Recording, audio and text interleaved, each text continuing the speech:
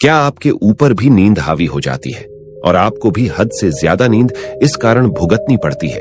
तो गौतम बुद्ध की इस कहानी को सुनने के बाद आपको नींद के बारे में जितनी भी समस्या है उतनी समस्याएं सब खत्म हो जाएंगी। क्या आपको भी ज्यादा नींद आती है? आपको अपने नींद के ऊपर काबू नहीं रहता? और क्या आपका भी ज्यादा नींद लेने की वजह से दिमाग ठीक से काम नहीं करता? और कभी कभी तो ज्यादा नींद लेने की वजह से आपको डर और चिंता लगने लगती है? इस वीडियो को देखने के बाद आपको पता चल जाएगा कि नींद क्या है, नींद के समय को कैसे कम करें और गहरी नींद लें। और वीडियो के अंत में आपको अच्छी और गहरी नींद के लिए कुछ छोटे यौगिक उपाय भी बताए जाएंगे। तो चलिए शुरू करते हैं एक कहानी से। एक बार एक धनी व्यक्ति एक बौद्ध भिक्षु के पास जाता है और कहता है, मुनिवर, मैं अपनी नींद से बहुत परेशान हूं। बहुत कोशिश करने के बाद भी मुझे देर रात तक नींद नहीं आती और रात को सोने से पहले सभी के विचार दुनिया भर की दौड़ती रहती है मन में, और सो भी जाता हूं तो रात भर करवटें बदलता रहता हूं, और जब मैं सुबह उठता हूं तो मुझे अच्छा नहीं लगता। मैं थका हुआ और बेचैन महसूस करता हूं। कृपया आप मेरी इस समस्या का कोई समाधान बताएं। बौद्ध भिक्षु ने कहा, इससे पहले कि मैं आपको आपकी समस्या का समाधान बताऊं, मैं आपको गौतम बुद्ध की गहरी नींद के रहस्य के बारे में एक छोटी सी कहानी बताना चाहता हूं। उस व्यक्ति ने कहा, जैसी आपकी इच्छा मुनिवर। बौद्ध भिक्षु कहने लगे, तथागत गौतम बुद्ध जब सोते थे तो रात भर उसी अवस्था में रहते थे, कभी करवट नहीं बदलते थे। रात को जिस अवस्था में सोते थे सुबह तक उसी अवस्था में रहते थे। गौतम बुद्ध के एक शिष्य आनंद थे जो अक्सर उनके पास सोते थे। आनंद को यह बात बहुत खल रही थी कि जब भी रात में आनंद की आंखें खुलती तो गौतम बुद्ध उसी भौतिक अवस्था में पूरी रात कैसे गुजार सकते थे। तो वह हमेशा से जानता था कि गौतम बुद्ध एक ही अवस्था में सो रहे हैं। यह बात उनके मन में कई सवाल पैदा कर रही थी। लेकिन एक दिन भिक्षु आनंद अपनी जिज्ञासा को रोक नहीं पाए और वह गौतम बुद्ध के पास गए। आधी रात को उन्होंने गौतम बुद्ध को जगाया। अपनी नींद से उठकर बोला, तथागत, मुझे क्षमा करें। मुझे पता है कि यह आपसे प्रश्न पूछने का सही समय नहीं है, क्योंकि आप दिन भर चलते रहते हैं और लोगों को धर्म का ज्ञान देते हैं और उनकी समस्याओं का समाधान करते हैं। लेकिन मेरी जिज्ञासा इतनी बढ़ गई है कि मैं सुबह तक का इंतजार नहीं कर सकता। इसलिए कृपया मेरे प्रश्न का उत्तर दें और मेरी जिज्ञासा को शांत करें। भिक्षु आनंद ने आगे कहा, मैं पिछले 20 वर्षों से आपके साथ हूं और मैं देख रहा हूं कि आप पूरी रात एक ही अवस्था में बिताते हैं। आप जरा भी नहीं हिलते। तो क्या आप वास्तव में सोते हैं या आप नहीं सोते हैं? गौतम बुद्ध ने आनंद की ओर देखकर मुस्कुराते हुए कहा, मैंने अपने लिए सोने की सही मुद्रा खोज ली है। अब मुझे सोते समय हिलने डुलने की आवश्यकता नहीं है। मैं नींद में भी जागता रहता हूं जब तक मेरा शरीर सोता है, पर मैं जागता रहता हूं। सवाल यह नहीं है कि शरीर नींद की अवस्था में चलता है या नहीं। शरीर स्थिर अवस्था में क्यों नहीं रह सकता? वास्तविक कारण मन है। मन ही है जो शांत और स्थिर नहीं रह पाता। और यही कारण है कि हम नींद की अवस्था में भी अपने शरीर को हिलाते रहते हैं। लेकिन मैं इन सब बातों से परे आ गया हूं। अब मुझ में मन जैसा कुछ नहीं बचा। जब मैं सो जाता हूं तो मेरा शरीर मुर्दे जैसा हो जाता है। मन जैसा कुछ नहीं रहता। आनंद, क्या आपने कभी किसी मृत शरीर को अपनी अवस्था बदलते हुए देखा है? गहरी नींद की अवस्था में भी यह सारा काम हमारा मन ही करता है। एक बार मन स्थिर हो जाए, मन शांत हो जाए तो आपका शरीर गहरे में चला जाएगा। सो जाओ, लेकिन तुम भीतर से जाग जाओगे। भीतर से तुम सब कुछ अनुभव कर पाओगे। सोने के बाद भी अपनी जागरूकता एक छोटे से जलते हुए दीपक की तरह निरंतर प्रज्वलित होगा। कहानी समाप्त करने के बाद बौद्ध भिक्षु ने अमीर आदमी से कहा, एक प्रबुद्ध व्यक्ति न केवल अपने शरीर को पूरी जागरूकता के साथ देखता है, बल्कि वह अपने मन को भी पूरी जागरूकता के साथ देखता रहता है। एक प्रबुद्ध व्यक्ति की तरह नींद नहीं आती है। सामान्य व्यक्ति जब सोता है तो बेहोश हो जाता है। उसे अपने आसपास के बारे में पता भी नहीं चलता, इसीलिए वह अपने सपने भी नहीं चुन पाता। लेकिन जब एक बुद्ध व्यक्ति सोता है तो वह जागता है। जैसे सुबह उसकी आंखें खुली होती हैं, वैसे ही एक बुद्ध भी एक व्यक्ति की नींद में होता है। इसीलिए कहा जाता है कि एक बुद्ध व्यक्ति कभी नहीं सोता है। जब एक आम आदमी सो जाता है, वह नहीं जानता कि वह कब सो जाता है। लेकिन अगर आप जागने और सोने के बीच के उस छोटे से क्षण में जागते रह सकते हैं, जब हम सोने के बहुत करीब होते हैं, तो कुछ आश्चर्यजनक होगा। जो आपको जागरूकता के करीब लाएगा। यह सुनकर उस व्यक्ति ने कहा, मुनिवर, मुझे इतनी गहरी आध्यात्मिकता की बातें समझ में नहीं आती। कृपया मुझे आसान शब्दों में समझाएं कि मुझे गहरी नींद आसानी से क्यों नहीं आती।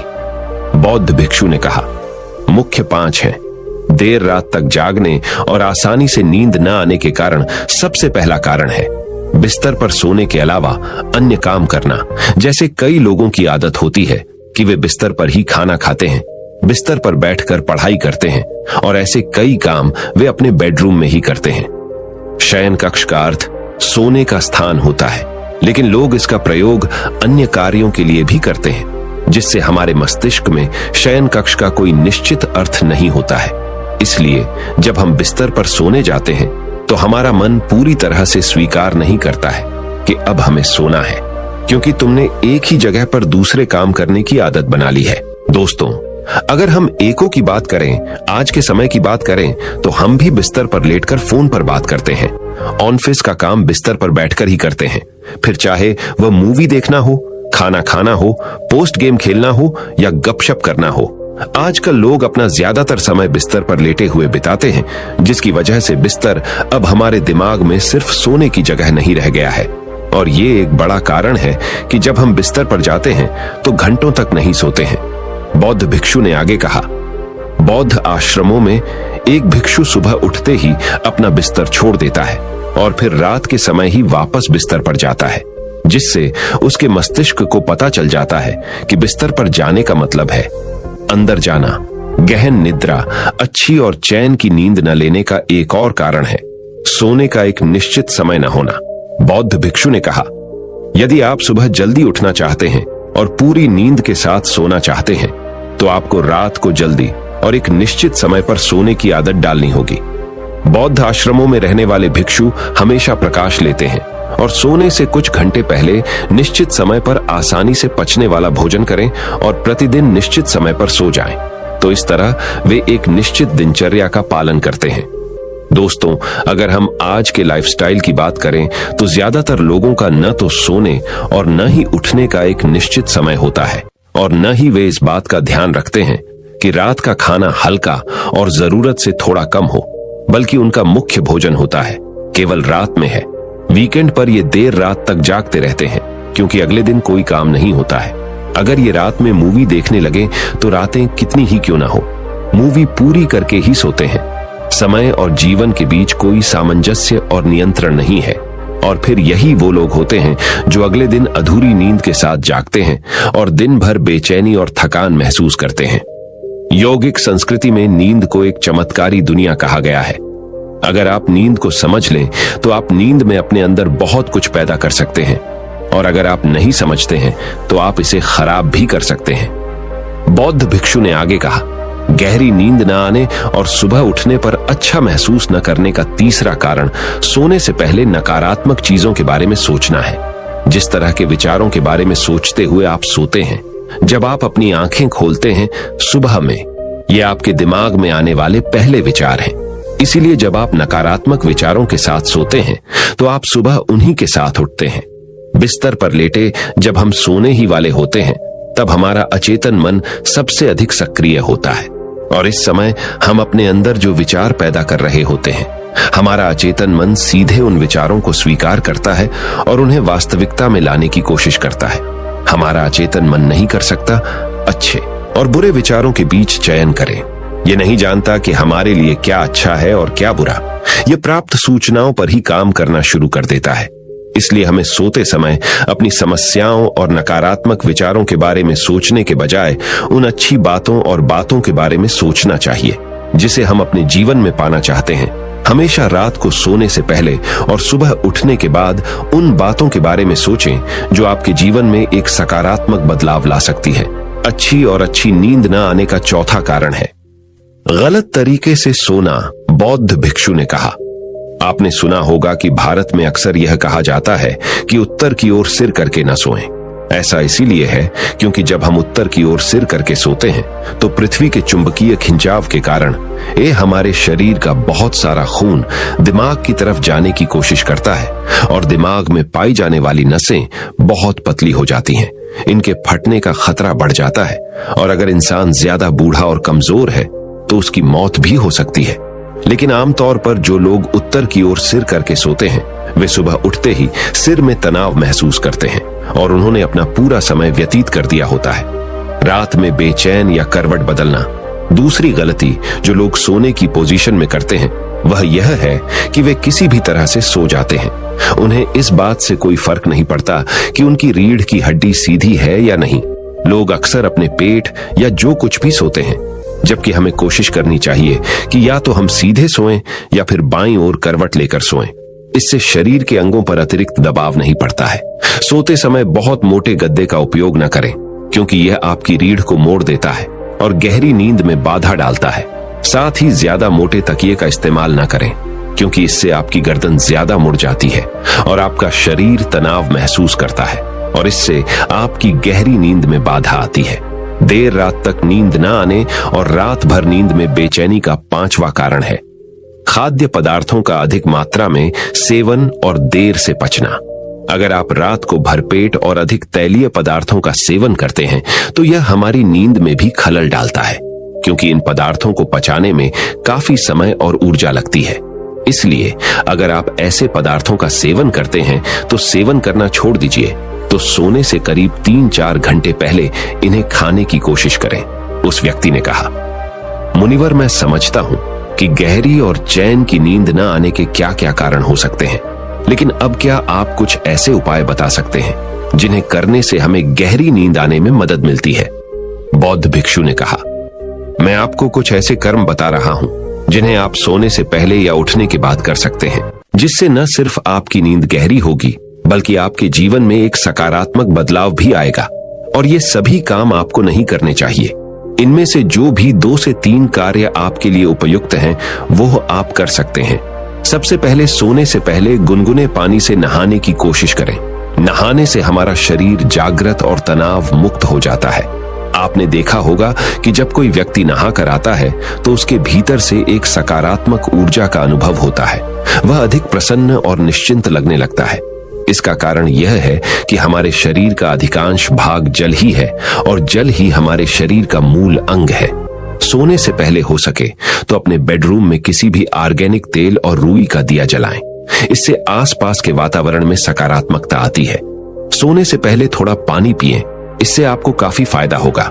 जब आप बिस्तर पर जाएं, सोने से पहले कुछ मिनटों के लिए ध्यान करें और आपके पास जो कुछ भी है उसके लिए आभार व्यक्त करें या उन सभी अच्छी चीजों के बारे में सोचें जो आपने अपने दिन में की हैं। सोने से पहले एक बार याद कर लें कि आप नश्वर हैं, आप आज मर सकते हैं। ऐसा सोचने से आप अपनी छोटी छोटी समस्याओं की चिंता करना छोड़ देते हैं। सुबह उठते ही अपने दोनों हाथों को आपस में रगड़कर अपनी आंखों पर रख लें। इससे आपका शरीर जागृत होता है और उठकर हमेशा दाहिनी करवट लें। हमेशा रात को जल्दी सोने की कोशिश करें ताकि आप सुबह जल्दी उठ सकें और पूरी नींद ले सकें। तो ये थे कुछ तरीके जिससे आप अपनी नींद को गहरी और आरामदायक बना सकते हैं। उस व्यक्ति ने बौद्ध भिक्षु को उसकी शिक्षा के लिए धन्यवाद दिया और वहां से चला गया। अब हम आपको आपकी नींद कम करने के लिए 10 उपाय बताएंगे जो कि हमारे सद्गुरु जी ने दिए हैं। पहला उपाय, ताजा भोजन लेना। सद्गुरु, अपनी नींद कम करने के लिए आप क्या कर सकते हैं? पहली बात है, हमेशा ताजा खाना खाएं। यौगिक संस्कृति में ये एक आसान सी समझ है कि अगर आप कुछ पकाते हैं तो उसे 1.5 घंटे के अंदर खा लेना चाहिए। इसके बाद उस खाने में जड्डता आने लगती है। अगर आप बहुत ज्यादा जड्डता वाला खाना खाते हैं तो शरीर आलसी होने लगता है और उसे ज्यादा नींद की जरूरत पड़ी जाती है, क्योंकि उस जड्डता को खत्म करने के लिए शरीर को बहुत ज्यादा ऊर्जा खर्च करनी पड़ी जाती है। इसका मतलब यह है कि शरीर की मरम्मत करने का आपका समय ब्याज जाता है, क्योंकि अपनी प्रणाली में आपने भोजन के रूप में खराब गुणवत्ता वाला ईंधन डाला है। जब खाना पकता है तो एक तरह से उसमें उपस्थित जीवन को आप मार ही डालते हैं और वो फिर जीवित नहीं रहता। अगर कोई व्यक्ति मर जाए और उसके शरीर को 3 दिनों तक ऐसा ही रखा जाए तो वो सड़ेगा ही। यही बात हर एक जीव के साथ सच है, वो चाहे कोई सब्जी हो या किसी पशु का मांस या कोई और चीज हो। जैसे ही हम किसी जीवन के रूप को पकाकर नष्ट कर देते हैं तो वो सड़ने लगता है। वैसे सड़ी दिहने में कुछ गलत नहीं है, क्योंकि फिर वो एक अलग तरह का जीवन हो जाता है। सड्ढाने का मतलब है कि कोई और जीवन अब इसे अपना भोजन बना रहा है। इसमें बहुत तरह के जीव आ जाते हैं, भले ही वे बहुत ही सूक्ष्म जीवाणु हों, आप उन्हें देख नहीं पाएंगे, पर वे तो इस सड्डा ढहते भोजन में दावत उड़ा रहे हैं। जीवाणु जिस चीज का मजा ले रहे हैं उसे खाने से आपको जरूर ही तकलीफ होगी। इसका मतलब ये नहीं है कि आप तुरंत ही बीमार हो जाएंगे, क्योंकि उनमें आपको संक्रमित करने की ताकत नहीं होती, पर फिर भी इससे आपकी ऊर्जा जरूर कम हो जाती है और शरीर में जड़डाहता आ जाती है। BDD स्टोर्स में से जो पका हुआ, तैयार किया हुआ डब्बा बंद खाना आप लेते हैं, उनमें बहुत सारी चीजें वहां 1 महीने से होती हैं और आप उन्हें लाकर अपने फ्रिज में 1 और महीने तक रखते हैं और जब जब इच्छा होती है तब तब थोड़ा थोड़ा खाते रहते हैं। ये खाना आपको ज्यादा नींद लेने के लिए मजबूर करता है और डॉक्टर्स भी आपको बताते हैं कि आपको 8 घंटे सोना चाहिए, नहीं तो आप शारीरिक और मानसिक रूप से स्वस्थ नहीं रहेंगे, क्योंकि वे खुद भी वही खाना खाते हैं। दूसरा उपाय, सादा भोजन खाएं। मनुष्य के अलावा हर प्राणी उस परिस्थिति के अनुसार ढल जाता है जिसमें वो होता है, पर मनुष्य की ऐसी काबिलियत है कि वो जैसी परिस्थिति चाहता है वैसी बना सकता है। ये बात मनुष्य को कुछ खास बनाती है, दूसरे प्राणियों से एकदम अलग। तो जिनको अपनी थोड़ी भी चिंता है, उन्हें उन चीजों के बारे में सजग रहना चाहिए जो उनके अंदर जाती है। जिस खाने में जटिल याददाश्त बिल्कुल कम मात्रा में हो, वो खाना 2-4 घंटे के अंदर आपकी प्रणाली का हिस्सा बन जाता है। ऐसा खाना आपकी नींद की मात्रा को काफी कम कर देता है। पर आज की दुनिया में अच्छी गुणवत्ता का भोजन लेना ज्यादा मुश्किल होता जा रहा है, क्योंकि आप जो खाना खा रहे हैं वो ज्यादातर शरीर का ईंधन नहीं है, बल्कि ढेर सारा व्यापार है। बहुत सारे लोग, वे जो पश्चिमी देशों में रहते हैं और इस तरह का खाना खाते रहे हैं, मुझे बताते हैं कि जब वे ईशा योग सेंटर में आकर रहते हैं तो 2-3 महीनों बाद उन्हें इस बात पर आश्चर्य होने लगता है कि वे पर्याप्त मात्रा में सो क्यों नहीं रहे हैं। उनका मानना है कि उन्हें कम से कम 8 घंटे सोना चाहिए, पर यहां हमारा मानक तो 4 घंटे का है। हम सिर्फ 4 घंटों में नींद पूरी कर लेते हैं और फिर भी हम हर तरह से बाआराचा रहे हैं, स्वस्थ हैं, खुश हैं और ज्यादा काम कर रहे हैं। जिस खाने में बहुत सारे रासायनिक पदार्थ और बनावटी चीजें हों, ऐसा खाना पचाने के लिए आपका शरीर नहीं बना है। जिस खाने का 1% भाग भी बनावटी हो, रासायनिक हो, चाहे खाद के रूप में हो या दूसरे रसायनों, प्रिजर्वेटिव्स के रूप में, वो खाना आपके पाचन तंत्र में गडडेच बड्ढी पैदा करता है और पाचन प्रणाली को बिगाड़ देता है। अमेरिका में लोग भारी मात्रा में एंटासिड्स इस्तेमाल करते हैं, जो पेट में एसिडिटी को दबाने के लिए रासायनिक दवाइयां हैं। ये आपके पेट के लिए ठीक नहीं है। आपके दिल में, कलेजे में होने वाली जलन इसलिए नहीं होती कि आप किसी के प्यार में हैं, बल्कि इसलिए होती है कि आपकी सारी अन्न प्रणाली बहुत सारे कारणों से एसिड्स की वजह से जल रही होती है। आपके खाए हुए भोजन की 1% मात्रा भी अगर बनावटी पदार्थों, रसायनों के रूप में हो, तो अपनी प्रणाली में इस खाने को शोषित कर लेने की आपकी काबिलियत बहुत कम हो जाती है और इस वजह से नींद की मात्रा बहुत बिराज जाती है। क्योंकि आपका शरीर खुद अपने ही साथ संघर्ष कर रहा है, तो उसे स्वाभाविक रूप से ठीक करने के लिए आपको ज्यादा समय चाहिए, ज्यादा नींद चाहिए। तीसरा उपाय, कितना खाना चाहिए। आप अपनी ऊर्जाओं का प्रबंधन कितनी दक्षता से करते हैं, यह तय करता है कि आप कितने सजग हैं। अगर आप ध्यान करना चाहते हैं तो सजगता सिर्फ मन की ही नहीं, बल्कि आपकी ऊर्जाओं की होनी चाहिए। इसीलिए यौगिक मार्ग पर चलने वालों से यह कहा जाता है, वे बस 24 कौर खाना ही खाएं और हर कौर को 24 बार चबाएं। इससे होता यह है कि भोजन मुंह में ही पचने के लिए तैयार हो जाता है और ये आगे प्रणाली में जाकर कोई सुस्ती नहीं पैदा करता। जो लोग अपने शाम के खाने में ऐसा करते हैं, वे सुबह 3:30 बजे उठ सकते हैं। यौगिक प्रणाली में इस समय को ब्रह्म मुहूर्त कहा जाता है। इस समय पर यौगिक क्रियाएं करना बहुत अच्छा है, क्योंकि प्रकृति भी आपकी साधना में सहायक रहती है। चौथा उपाय, खाने के बाद तुरंत न सो जाएं। बहुत से लोगों की मानसिक अवस्था कुछ ऐसी होती है कि जब तक वे अपने पेट में बहुत सारा भोजन भरकर शरीर को एकदम सुस्त नहीं बना देते, तब तक उनको नींद ही नहीं आती। अगर आपकी दशा भी ऐसे लोगों की तरह है, तो इस मामले पर ध्यान देकर आपको उसे ठीक करना चाहिए। ये बात सोने की नहीं, पर एक खास मानसिक दशा की है। मेरा कहना यह है कि खाने के 2 घंटे के अंदर सो जाने वालों का 80% खाया हुआ खाना व्यर्थ हो जाता है। अपने खाए हुए खाने को पचाने के लिए आपको उसे पर्याप्त समय देना चाहिए। 5वां उपाय, सोने के लिए सही दिशा। जब आप सीधे जमीन के समांतर लेटते हैं तो आपकी नब्ज चलने की गति एकदम कम हो जाती है। शरीर अपने आप ये काम कर लेता है, क्योंकि अगर आपका हृदय पहले की तरह ही खून की पंपिंग करता रहेगा तो सीधे लेटने पर बहुत सारा खून आपके सिर की ओर आकर मस्तिष्क को नुकसान पहुंचाएगा। शरीर में ऊपर के भाग की ओर जाने वाली खून की नलियां शरीर के निचले भाग की ओर जाने वाली नलियों की तुलना में ज्यादा कुशल काम करने वाली होती है। जब वे मस्तिष्क में पहुंचती हैं तो बिल्कुल बाल की तरह महीन हो जाती है, जिससे जरूरत से ज्यादा खून की एक भी बूंद आगे न जाए। सोते समय सिर उत्तर की ओर रखने से और 5-6 घंटों तक उसी दिशा में रहने से पृथ्वी का चुंबकीय आकर्षण आपके मस्तिष्क पर ज्यादा दबाव डालता है, क्योंकि आपके खून में लौह तत्व महत्वपूर्ण मात्रा में होता है। ऐसा नहीं है कि इस तरह से सोने से आप मर जाएंगे, पर अगर आप रोज ऐसा ही करते हैं तो आप अपने लिए मुसीबत बुला रहे हैं। जो लोग एक खास उम्र से ज्यादा की उम्र के हैं और जिनकी खून की नलियां कमजोर हैं, उनकी शिराएं ऐसा करने से फट सकती हैं और उन्हें पक्षाघात भी हो सकता है। जिनकी शारीरिक प्रणाली स्वस्थ है, वे भी उत्तर की ओर सिर रखकर अच्छे से नहीं सो सकते, क्योंकि तब मस्तिष्क में रक्त संचालन जरूरत से ज्यादा होगा, जिससे अच्छी नींद नहीं मिल पाएगी। पृथ्वी के उत्तरी गोलार्ध में रहने वालों के लिए सोने की सबसे अच्छी दिशा ये होगी कि आपका सिर पूर्व में हो। उत्तर पूर्व भी ठीक है, पश्चिम चलेगा, और बहुत जरूरी हो दक्षिण की तरफ सिर रखना भी चलेगा, पर उत्तर की ओर कभी नहीं। अगर आप दक्षिणी गोलार्ध में हैं तो सोते समय सिर दक्षिण में न रखें।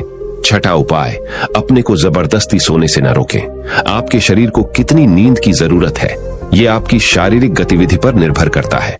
अपने लिए भोजन या नींद की मात्रा तय करके रखने की कोई जरूरत नहीं है। जब आपकी गतिविधि का स्तर कम हो तो कम खाएं, और जब गतिविधि ज्यादा हो तो थोड़ा ज्यादा खा सकते हैं। यही बात नींद के लिए भी सही है। जैसे ही शरीर को समुचित विश्राम मिल जाता है, ये जाग जाएगा।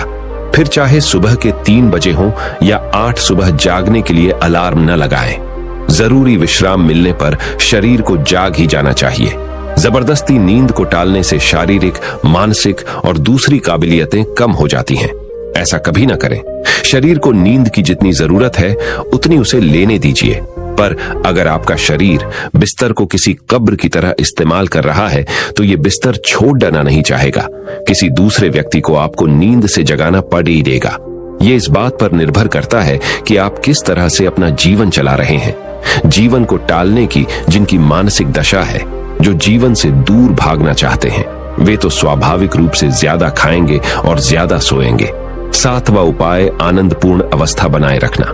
नींद का मतलब है अस्थाई मौत। नींद समय है शरीर के रखरखाव का, उसे तरोताजा करने का। दिन के समय में अगर आप शरीर को इस तरह से रखते हैं कि उसका कम से कम नुकसान हो, तो रखरखाव का समय भी अपने आप कम हो जाता है। सही खाना खाकर और अपने आप को आनंदपूर्ण अवस्था में रखकर यह किया जा सकता है। अगर आपके शरीर में टकराव, संघर्ष नहीं है, आप दिन भर आनंदपूर्ण अवस्था में हैं, आपने अपने शरीर को इस तरह से बनाया है कि आपकी ऊर्जा प्रणाली में कोई टकराव नहीं है और आपका मन, आपकी भावनाएं भी टकराव से मुक्त हैं, तो आपकी नींद की मात्रा अपने आप कम हो जाती है। 8वां उपाय, अपने जीवन के साथ जंग न लीजिए। शरीर को विश्राम की जरूरत होती है, नींद की नहीं। पर ज्यादातर लोगों के अनुभव में विश्राम का सबसे गहरा रूप नींद ही है, और इसीलिए वे नींद के बारे में ही बात करते हैं। मूल रूप से शरीर की मांग नींद नहीं बल्कि विश्राम की अवस्था है। जब रात को आपको विश्राम नहीं मिलता तो सुबह में आप थके थके रहते हैं, सेहत बिगड़ सकती है। तो नींद नहीं बल्कि विश्राम की अवस्था ज्यादा महत्वपूर्ण है। अगर सारा दिन आप अपने शरीर को विश्राम की अवस्था में रखें, अगर आपका काम, व्यायाम या आपकी कोई भी गतिविधि आपके लिए विश्राम के रूप में है, तो स्वाभाविक रूप से आपकी नींद की मात्रा कम हो जाएगी। समस्या यह है कि लोगों को यही सिखाया जाता है कि वे सब कुछ पूरा जोर लगाकर तनाव में रहकर करें। मैं देखता हूं कि सुबह बगीचे में टहलते समय भी लोग तनाव में होते हैं। इस तरह की कसरत आपको खुशहाली की जगह नुकसान ही ज्यादा देती है। हर चीज पर इस तरह मत जाइए। जैसे कि वो कोई युद्ध हो। आप चाहे चल रहे हों, दौड़ डेच रहे हों या कोई व्यायाम कर रहे हों, आप इसे आराम से आनंद पूर्वक क्यों नहीं कर सकते? जीवन के साथ संघर्ष न करें। अपने आप को चुस्त दुरुस्त अच्छा रखना कोई युद्ध नहीं है। कोई खेल खेलिए, दौड़िए, तैरिए, टहलिए या चाहे जो करिए, आपको परेशानी तभी होगी जब आप सिर्फ चीज के खाने के पीछे ही पीढ़ी डेची रहेंगे। नहीं तो किसी भी गतिविधि को आराम से करना और सेहत को अच्छी बनाए रखना कोई मुश्किल काम नहीं है। 9वां उपाय, यौगिक क्रियाएं जैसे कि शांभवी महामुद्रा। शांभवी महामुद्रा जैसी यौगिक क्रियाएं करने वाले अपने आप में जो पहला बदलाव पाते हैं वो है उनकी नब्ज की चलने की गति थोड़ी कम हो जाना। मिसाल के तौर पर, अगर किसी ने हाल ही में इनर इंजीनियरिंग कार्यक्रम किया हो और शांभवी करना शुरू किया हो, वो अगर रात के खाने के पहले और बाद में अपनी नब्ज की गति को नोट कर ले और फिर 6 सप्ताह तक रोज 2 बार शांभवी महामुद्रा का अभ्यास करे, तो वो देखेगा कि उसकी नब्ज 8 से 15 काउंट कम हो गई है। शांभवी के दौरान जो वास्तव में गहरे विश्राम की अवस्था में जाता है, उसकी नब्ज और भी धीमी हो जाती है। 12 से 18 महीने के अभ्यास के बाद आप अपनी नब्ज की गति को 50 से 60 तक ला सकते हैं। अगर ऐसा होता है तो आपकी नींद की मात्रा नाटकीय ढंग से कम हो जाएगी, क्योंकि सारा दिन आपका शरीर सहज रूप से विश्राम की अवस्था में रहेगा। आपकी गतिविधि चाहे जो भी हो, शरीर विश्राम की अवस्था में रहेगा और ज्यादा नींद नहीं मांगेगा। 10वां उपाय, शून्य ध्यान। हम एक खास ध्यान विधि सिखाते हैं, शून्य ध्यान। ये एक ऐसे कार्यक्रम में सिखाया जाता है जो सिर्फ दक्षिणी भारत के ईशा सेंटर्स में और अमेरिका में होता है। हम इसे दूसरी जगहों पर नहीं सिखाते, क्योंकि इसके लिए एक खास वातावरण, प्रशिक्षण और अन्य प्रक्रियाओं की जरूरत होती है। शून्य आपकी नींद की जरूरत को नाटकीय ढंग से कम कर सकता है। यह सिर्फ 15 मिनट का ध्यान है, पर आप देखेंगे कि अगर आप इस ध्यान प्रक्रिया में सही ढंग से स्थिर हो जाते हैं तो आपका मेटाबॉलिज्म 24% तक कम हो जाएगा। ध्यान की चेतन अवस्थाओं में 24% की कमी सबसे ज्यादा होती है। अगर आप इससे भी आगे निकलते हैं तो सामान्य रूप से चेतन नहीं रहेंगे। एक खास सीमा तक विश्राम की अवस्था में रहना हो और उसमें से बाहर चेतन अवस्था में आना हो तो आप 24% से आगे नहीं जा सकते। आप देखेंगे कि विश्राम अवस्था के संदर्भ में ये 15 मिनट का ध्यान 2 से 3 घंटे की नींद के बराबर है। इसे नियंत्रित, समर्पित परिस्थितियों में सिखाए जाने की वजह यह है कि इससे आपके शरीर में खून की रासायनिक अवस्था के स्तर पर जबरदस्त बदलाव आते हैं। नींद के ऊपर आपको ये हमारी फायदेमंद जानकारी पसंद आई हो तो इस वीडियो को जितना हो सके उतना अपने दोस्तों के साथ शेयर कीजिए और हमारे चैनल को सब्सक्राइब कीजिए और इस वीडियो को एक लाइक कीजिए। आपका ये वीडियो देखने के लिए दिल से बहुत बहुत धन्यवाद। नमो बुद्धाय।